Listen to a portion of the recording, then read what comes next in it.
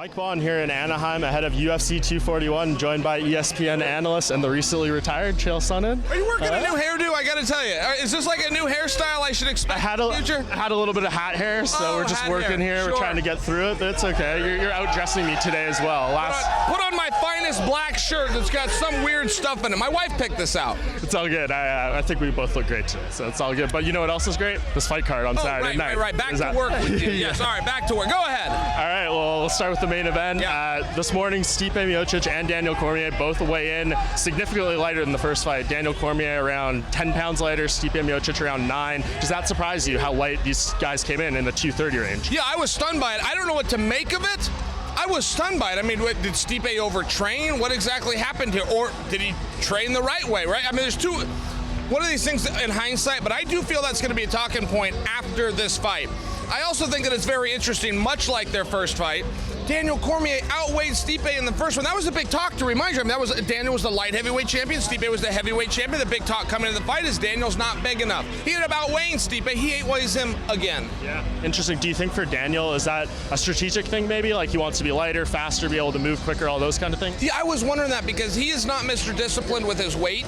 I'll give you an example one time, but when he moved to heavyweight, I got in the car with him at 8 a.m. in LA. We were going to do a show. He's eating one of those Toll House cookie sandwiches with like the cookie and the ice cream. I said, Daniel, breakfast? Ice cream for breakfast? And he looks at me and says, at heavyweight, Chael, no reason not to. And he takes a big bite of it.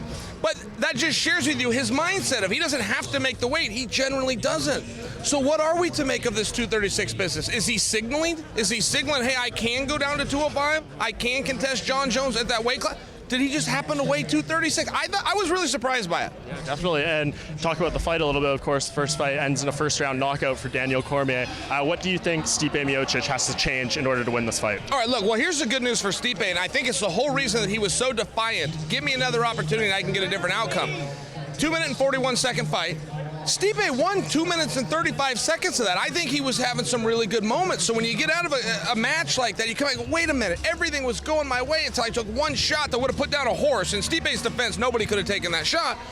I think that's really what he needs. So you asked, the question was, what does he need to do different? I'm just suggesting for you, he really doesn't have to do anything different. Things were going his way.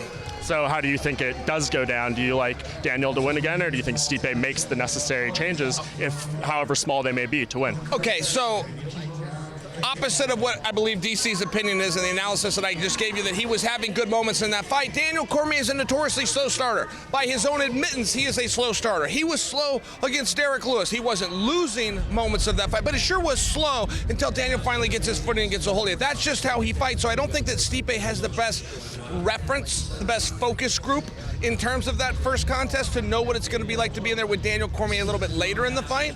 But I don't think that Daniel knows what it's going to be like to be in there with Stipe either. I think you can throw that first fight out. It's almost like it never happened. We got two new guys at two new weight classes, both with some experience. One pissed off now, one confident, talking about retirement. It's a different fight. Yeah, it's very interesting. In the co-main event, Nate Diaz is back, folks, 3 years later. It's been an interesting build for him. Hasn't done a ton of media, but I think he's done his job selling this fight. I mean, he comes out, smokes the CBD joint at open workouts. That was everywhere. It's all over Sports Center.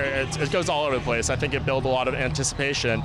Do you think he's done what he needs to do to gather interest, or do you think Nate Diaz being back, no matter the circumstances, is a big deal? Well, I don't know that I saw the same charm in a guy lighting up whatever you called that was. However, to your point, look, the Diaz boys bring something special, and it doesn't matter if it's Nick or Nate. There's something special there, but this is still Anthony Pettis. I mean, he was on the cover of the Wheaties box 3 years ago for a reason. This is a special, special guy. But when you're dealing with Nate Diaz, he doesn't ask for easy fights. He doesn't get offered easy fights. He doesn't take easy fights. I mean, this is something that we really need to see. I think both of those guys a number of years ago, this is a dogfight from top to bottom. With Nate being out for X amount of time, I think it creates a question mark.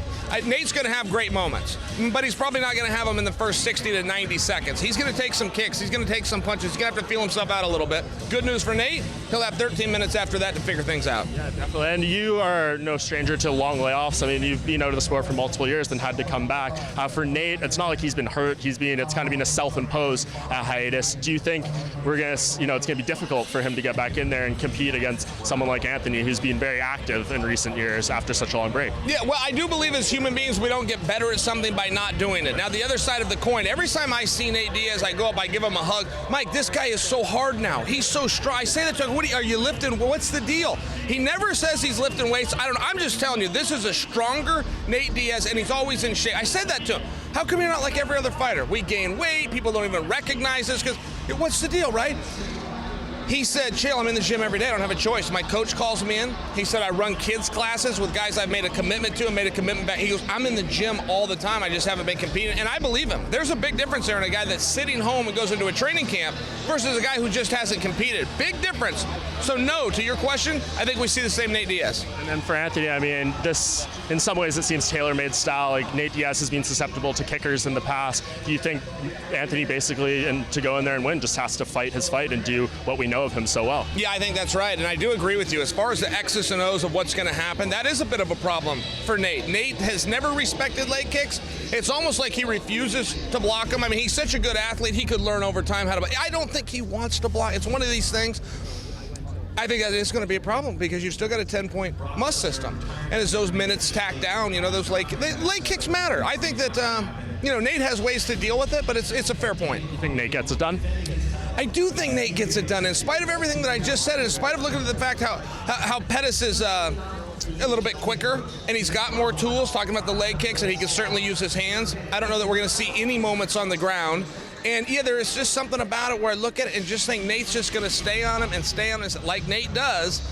But I do think we're going to know the answer to that within the very first round. Whoever wins the first round is likely to win the contest. Yeah, and then the other major fight on this card, we have Yolo Romero fighting Paulo Acosta. Super interesting here because Yolo Romero, he likes to hang back, he likes to pick his shots, but when he explodes in a big way. He'll usually finish the guy off or really hurt them. But Paulo Acosta is all pressure, all forward, all the time. How do you think that those two styles come together? Yeah, and see, what's interesting about what you said, and it's so right, and Yoel used to wrestle that same way. I've known Yoel since he was 19 years old. More knew of Yoel, but I used to watch him.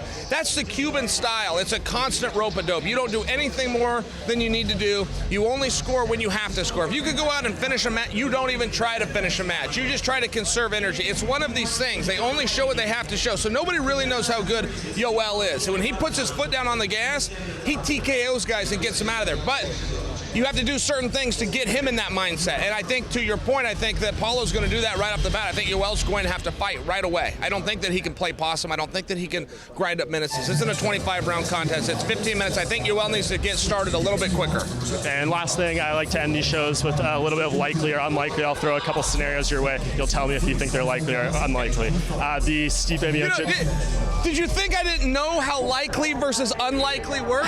I've never played the game, but I don't know that I needed the explanation. For the record, okay? I think I could have figured that out, but go ahead. True story. Okay, in the main event, do you think over under the amount of cage time? You said 2 minutes, 31 seconds, Daniel and Stipe the first time. Does it go longer or shorter this time? Oh, definitely likely over. Anthony and Nate, is there over or under 2 knockdowns in this fight combined? Likely. Paulo Acosta and Yolo Romero, does this go over or under 1 round? Or it goes over 1 round? Over 1 round is likely. I think we're going to get almost 3 out of it. I think these guys are going to fight till deep into the 3rd round. And eventually there will be a stoppage, but I think we're going to get some minutes. It's going to be a fun night. There we go. And if Daniel Cormier wins, he retires afterward? No, unlikely, no. And he fights John Jones then after? I think that he'll get offered John Jones, yes. I think that the only thing those boys need to figure out is what weight they're going to do with that, in my opinion.